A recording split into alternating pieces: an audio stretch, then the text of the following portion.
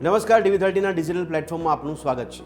ગુજરાત રાજ્યની વાત કરીશું આપણે। ગુજરાત રાજ્યમાં સુશાસનના દાવા કરવામાં આવે છે, સુશાસનની વાતો થાય છે, સંવેદનશીલતાની વાતો થાય છે, ને એવામાં આ સંવેદનશીલતા અને સુશાસનના શબ્દો જાણે કે ભૂલાયા હોય સત્તા પક્ષમાં જ તેવું જોવા મળી રહ્યું છે। કારણ કે સવાલો ઘણા બધા ઉઠી રહ્યા છે કે પ્રજાના પ્રશ્નો વારંવાર ઊભા થઈ રહ્યા છે, પ્રજાના પ્રશ્નોનું કોઈ નિરાકરણ આવતું નથી અને પ્રજાના પ્રતિનિધિઓ જે છે તે લોકો દાવો કરી રહ્યા છે કે અમે પ્રજાના પ્રશ્નોને લઈને પ્રશાસન સુધી પહોંચીએ છીએ, અધિકારીઓ સુધી પહોંચીએ છીએ, પણ આ અધિકારીઓ અમારું સાંભળતા જ નથી।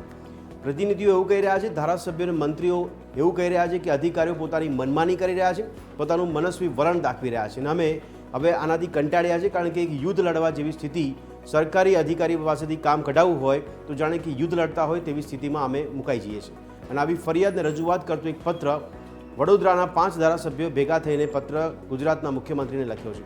મુખ્યમંત્રીને ઉગ્ર રજૂઆત કરવામાં આવી છે, ઘણા બધા આક્ષેપો કરવામાં આવ્યા છે, ઘણા બધા આરોપો લગાવવામાં આવ્યા છે, પણ વાત કરીશું ન માત્ર વડોદરાની, ગુજરાતમાં તમામ જિલ્લાઓ અને મહાનગરોમાં પણ સ્થિતિ ઠેરની ઠેર જોવા મળી રહી છે। ત્યાં પણ પ્રજાથી અને અધિકારીઓ દ્વારા જે પ્રજાના પ્રશ્નો સાંભળવામાં ન આવતા હોય તેને લઈને ત્યાંના પ્રતિનિધિઓ પણ અને પ્રજા પણ એક સૂરે ફરિયાદ કરી રહ્યા છે કે અધિકારીઓ કોઈનું સાંભળવા માટે તૈયાર નથી।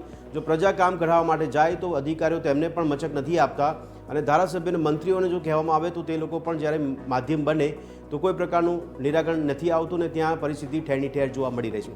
એટલે વાત કરીશું ન માત્ર વડોદરા પૂરતી પરંતુ ગુજરાતના તમામ જિલ્લા મહાનગરોમાં આવી સ્થિતિ કેમ છે અને આખરે એક સવાલ સાથે ચર્ચા કરીશું આપણે કે પ્રશાસન રાજ્યનું જવાબદાર જો ધારાસભ્યો એટલે કે પ્રતિનિધિઓને નથી તો કોને જવાબદાર રહેશે? આવા અનેક પાસાઓ સાથે ચર્ચા કરીશું। મળીએ રાત્રે 8 વાગે ચર્ચા છડે ચોકમાં।